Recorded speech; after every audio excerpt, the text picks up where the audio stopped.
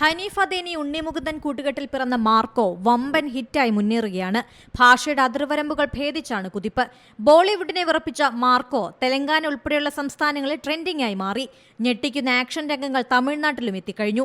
ചിത്രം ഇറങ്ങി 2 ആഴ്ച തികയുമ്പോൾ കേരളത്തിൽ നിന്ന് മാത്രം 37.37 കോടി രൂപയാണ് ലഭിച്ചത്. ഇന്ത്യയിൽ നിന്ന് ലഭിച്ചത് 43.9 കോടി രൂപ. ഹിന്ദിയിൽ നിന്നാണ് ചിത്രം അതിവേഗം നേട്ടം കൊയ്തത്. ബോക്സ് ഓഫീസിൽ ചിത്രം കുതിക്കുകയാണ്.